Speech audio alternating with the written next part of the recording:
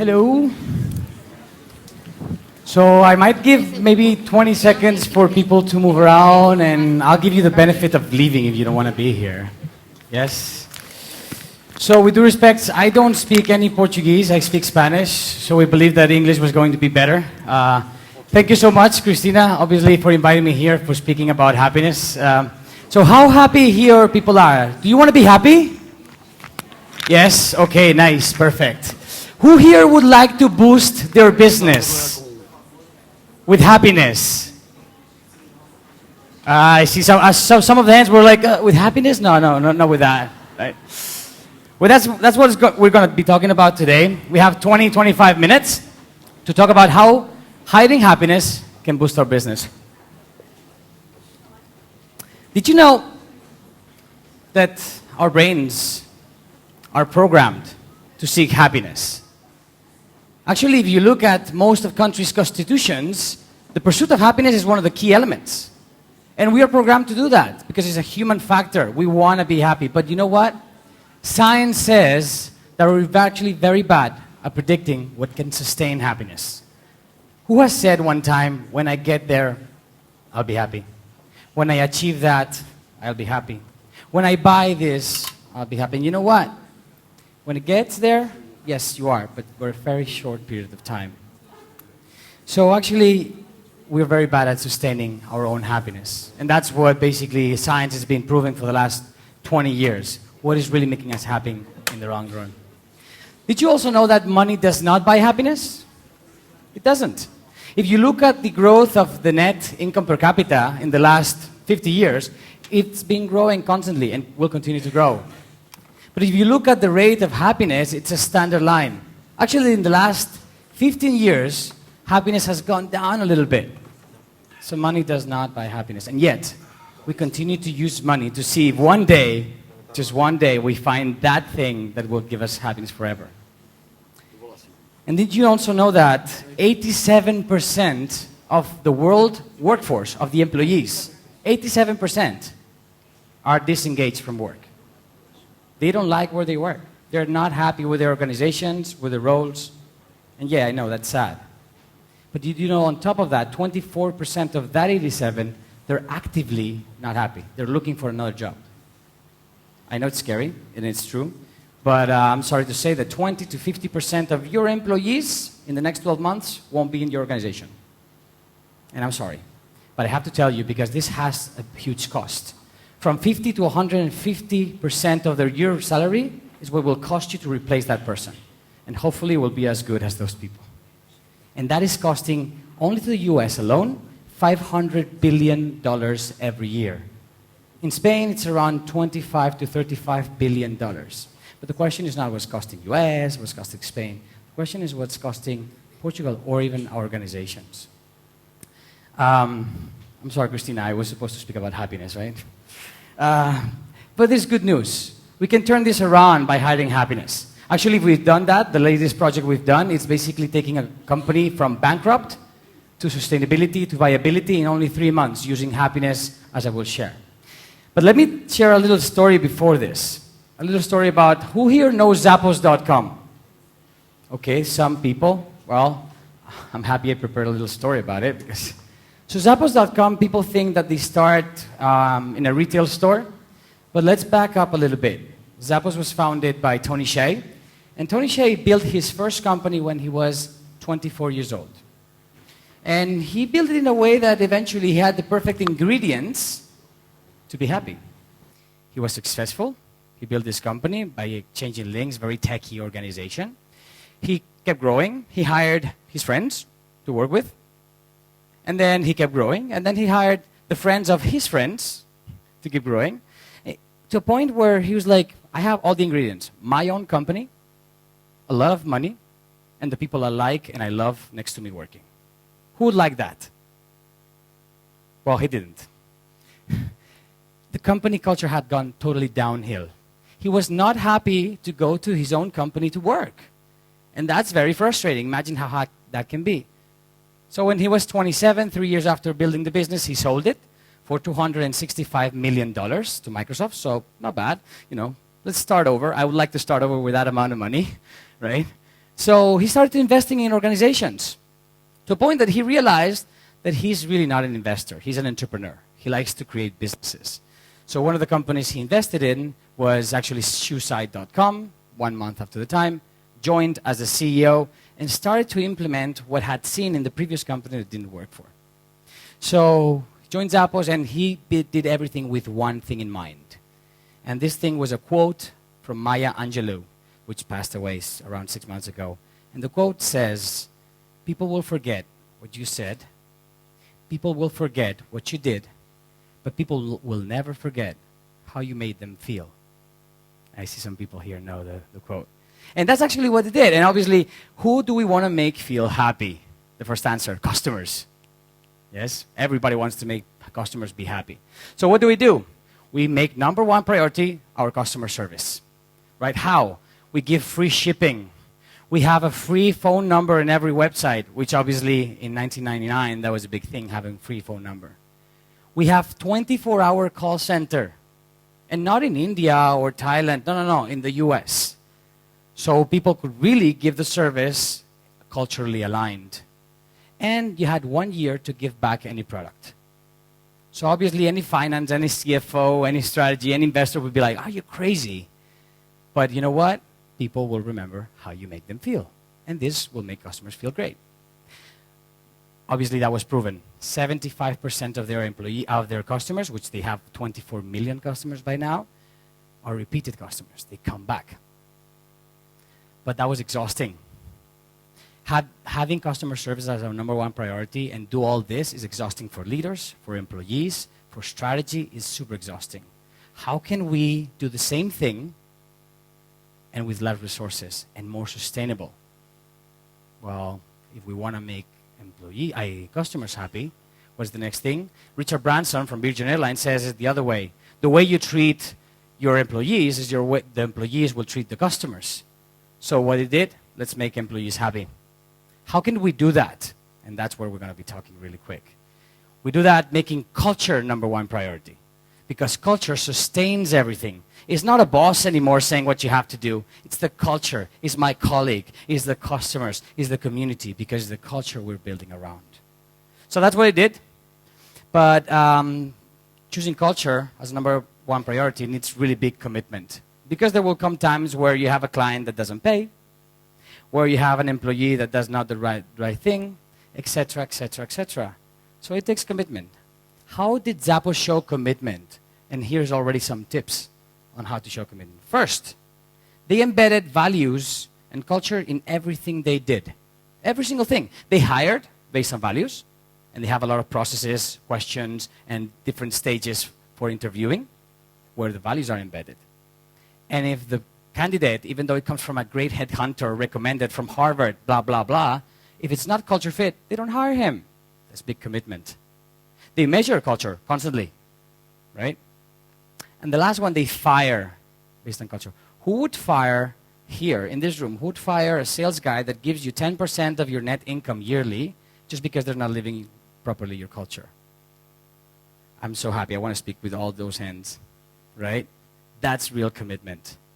What is another commitment to show that culture is number one priority? 5 weeks of training. Not only on what you will be doing, but how you will be doing it.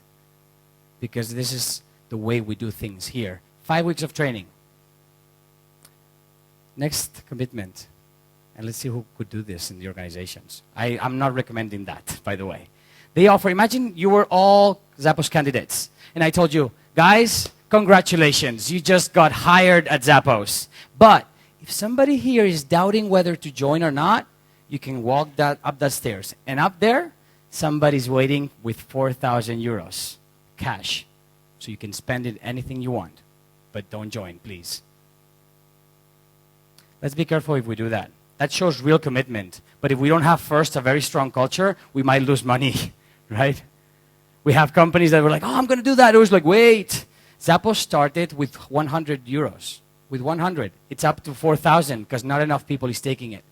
But imagine what's happening within our brains if we say no to $4,000 to join an organization to work for. What kind of commitment that employee is having. So you have different levels of showing commitment. Last one, culture book. Let's see. Who here would be willing to ask your employees this simple question? Write in a paragraph, what do you think about your company and your culture? And then take all those comments and publish it with no edits, only grammar and little details, but no edits, and publish it. And then send it to customers, then send it to suppliers. Actually, you know what? You can send an email right now to zappos.com, and they don't deliver shoes or anything outside the United States, but they will send you a culture book because that's how committed they are to their culture. Who would be here willing to ask all this to employees and then communicate it to the world? This is what people think about us. And it's a big commitment. Thank you, sir. It's a big, very, very big commitment to do. And believe me, not all the stories that you see in the culture book are good. No, of course not. But we are committed to make it better. And that's the commitment, right? So this is actually the story of Zappos. And the success, well, the people that raise their hands, they know it. The final of the story is that it was sold by $1.2 billion in 2009 to Amazon. They reached $1 billion revenue in 8 years. Today, they're in $3,000 million in revenue by using happiness as a business model. With this simple formula, happy employees, happy customers equals successful company, also meaningful lives, and also happy shareholders. As simple as that. Content-wise, it's very simple. What is difficult is commitment, is doing it, is the implementation. So, with that, obviously, Tony is a very generous guy. Yes, very shy, so he doesn't like to do keynotes, but he's very generous. So he wrote a book called Delivering Happiness. And Lord behold, it was amazing the kind of success we had. We were not expecting this, honestly. We had no idea this would happen, but it's already been sold more than 600,000 copies, more than 20 languages. And what is even more amazing about this is that we've heard from all over the world. Different cultures, different people, different roles, different responsibilities. It doesn't matter. We're all unified by the same idea, by the same vision, which is making people happy. Happiness that works, it actually does work. So obviously we felt the responsibility of giving answer to those people. And right now, for the people that might be thinking, okay, Carlos, this is not America. So land, this is Portugal or Spain. I had the same comments, right? And this is not Zappos. But in 3 years since we built the company, we've worked with more than 250 organizations in more than 30 countries. Banking, health, hospitality, retail, e-commerce. And it works in only 3 years. So it's also working for you.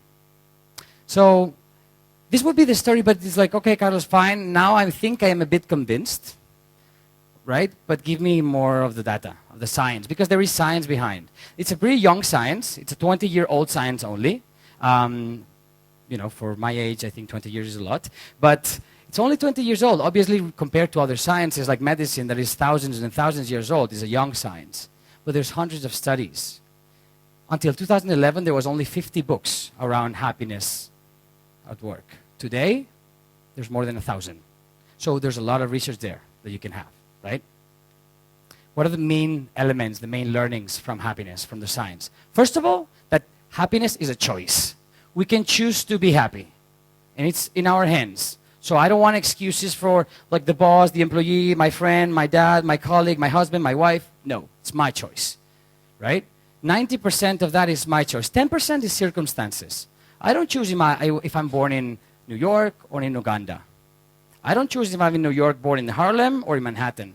Or I don't choose if I'm in Nepal and earthquake strikes. I don't choose that, and it's true. But science also shows with a lot of research and a lot of things that even in those situations, we can choose to scope differently and act differently. There's a 50% genetic standpoint, which can be reprogrammed. There's science that says that we can reprogram our brains and our cells because our brains is plastic. And there's a 40% that is action, right? I can decide whether to do, say, act in a different way. So first, learning from science, happiness is a choice, right? Let's choose to be happy. Second thing of science, the 3 frameworks that I think is important because I don't want to bore you with all the books and I don't even have the time for it. First framework, Maslow's hierarchy. We all are familiar with that one probably. But we're not familiar probably with his last findings at the end of his life. he was even challenging his own pyramid. We know that physiological needs are needed, and we know that safety needs are needed. What Maslow is saying at the end of his life, and other scientists, is that in order to get that, we might have to work the top levels. If we work self-esteem, if we work love and belonging, if we work auto-realization, we might get the physiological needs and the security a lot faster. Maslow's hierarchy first. So what do we do with that? Second, the 3 levels of happiness. Very important. 3 levels of happiness. The 3 of them are happiness, right? I will never define what happiness is. There are 7 billion people in the world, and could be 7 billion definitions of happiness. Not going there. 3 types. First, pleasure. Yes, pleasure is a type of happiness. A nice gin and tonic Friday night is great. It makes me really happy. But it's short-term happiness. Well, depending how many gin and tonics you have. But it's normally short-term happiness, right? Because actually the next day you're not really happy. Yes? But yeah, you can link it to anything you want. A nice dinner, nice trip, whatever you want. Short-term. Who has kids here? Yes? How long does it last, the presents you give them in Christmas, how long do they last to go into the closet?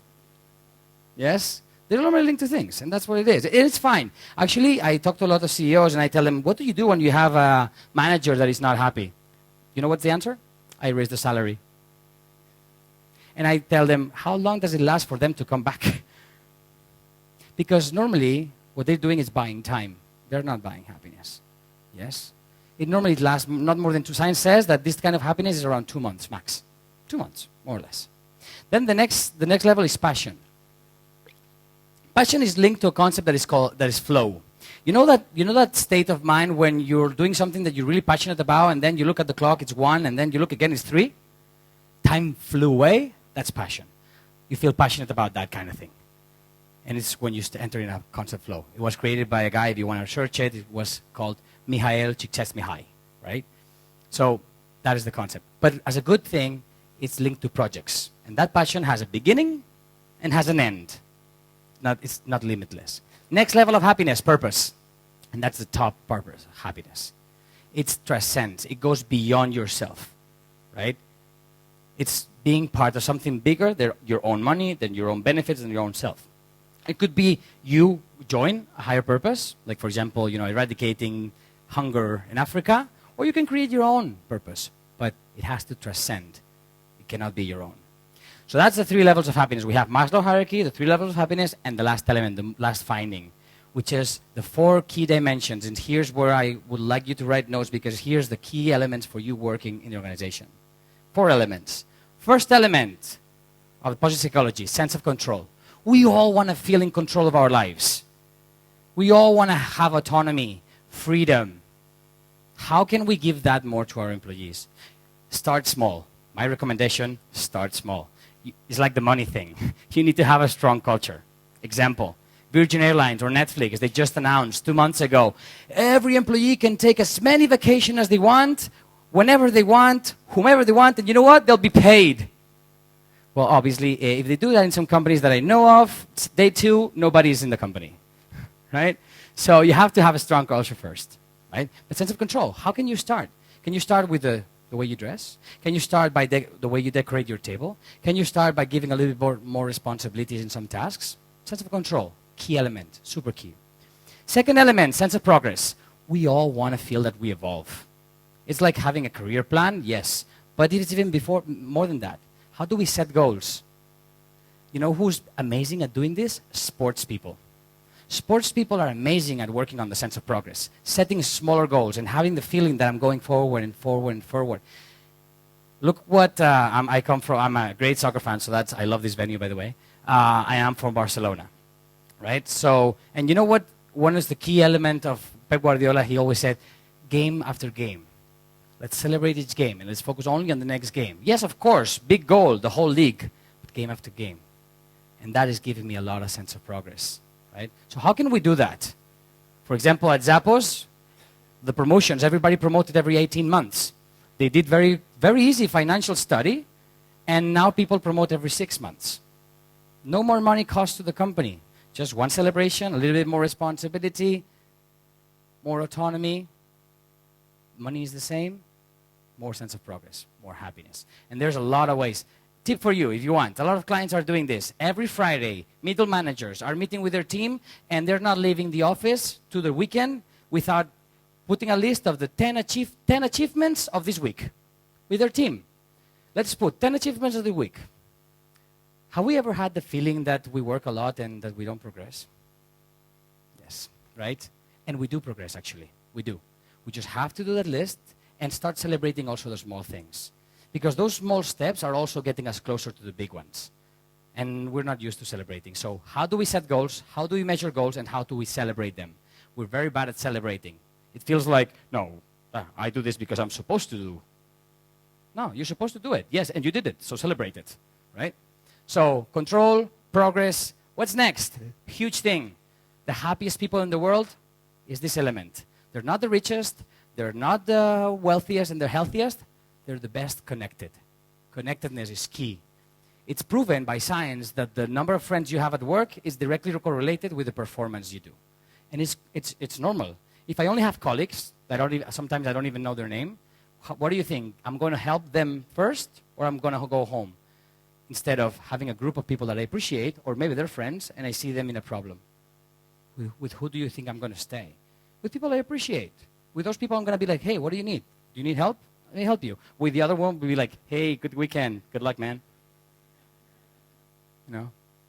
But that's true. So actually, investors are starting to measure something that is called ROC, return on collisions. How is my environment made in a way that people can touch each other more? And not physically, metaphorically, eh? Right? How can they encounter each other more? Like, for example, Zappos, they closed all the doors, and they only left the main door. So people have to go in and meet each other. And imagine a big organization of 4,000 people.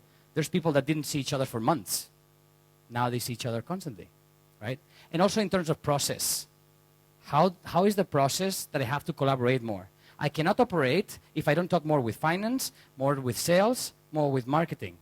And that it's increasing creativity, engagement, synergies, so connectedness. So we have control, progress, connectedness. And last one, it links to the previous model, higher purpose. How do we give meaning for people? What do you think? And now this is very common, very trendy. And techie people, they're changing from company to company, from competitor to competitor. You know why? Because they do exactly the same job, actually sometimes the same role, and sometimes I've seen the same project, even the same client, right?